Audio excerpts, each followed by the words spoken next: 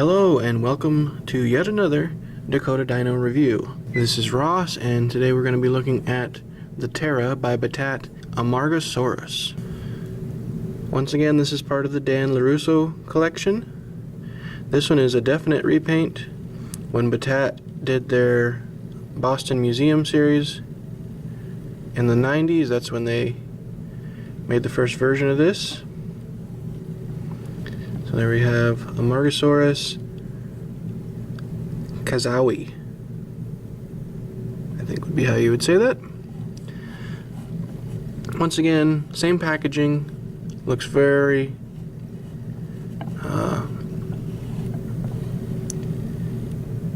has a very adventure-like feeling to it.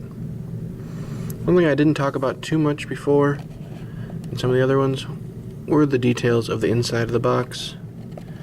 They have great scenery and then also a great base in the bottom of there.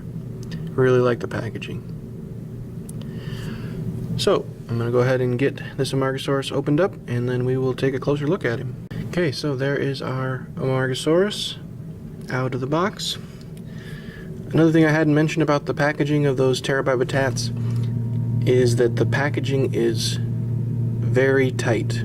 I mean, the box you can open easily, but the dinosaurs are held in by the twist ties, and they are bound up nice and tight on their feet or tails in some cases. And the other thing is, and we'll see this with the next review that I do too, that the sculpts are pushed into the box in a way. So like this one, the tail is up like this. Well, that's because this part of the tail was against the back of the box.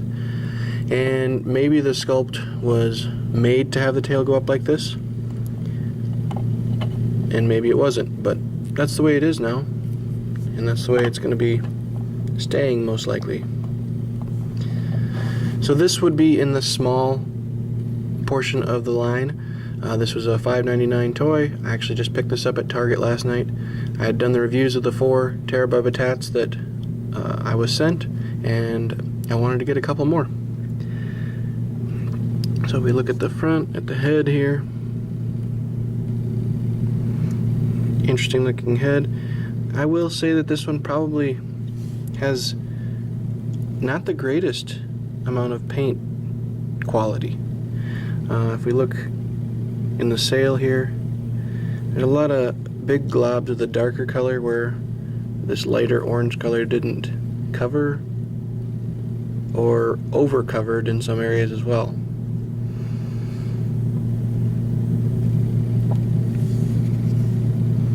This side's a little bit better.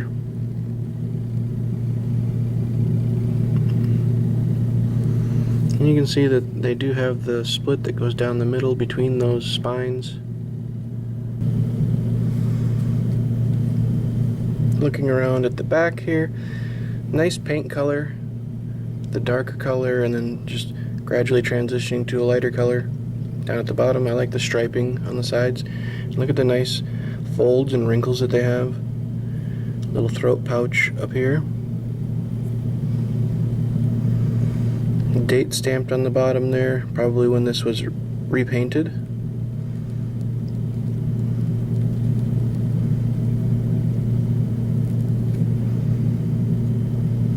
Lots of good detail. Tail comes down to a very small point at the end there. Looking at what it would look like in different positions here. Not a whole lot of models of the Amargasaurus in my collection. This would be the first one. This is the only sauropod also in the Terra by Battat series so far. So that was one of the reasons I decided to pick this. It was really down to between this and the Stegosaurus, and I just thought, you know, I'd like to have a sauropod. So I went ahead and pulled the trigger on this one. And for the $6 that I paid, it's a great figure again. They still have a very good quality of scientific accuracy and sculpture for the price that you get. Again, this one falls in line with the great quality of sculpture and aesthetic quality. I will say though that this particular figure did not have as good a painting quality, at least on just the orange part, really. Everywhere else, everything looked fine. It was just that, which would probably be the last thing that they painted, this orange sail in here had some kind of overpainting that isn't the greatest looking. But overall, I would definitely recommend going out and getting some Terra by Battat toys. If you can get them at Target, do so. Thank you, and please like or subscribe to my videos. Have a good one.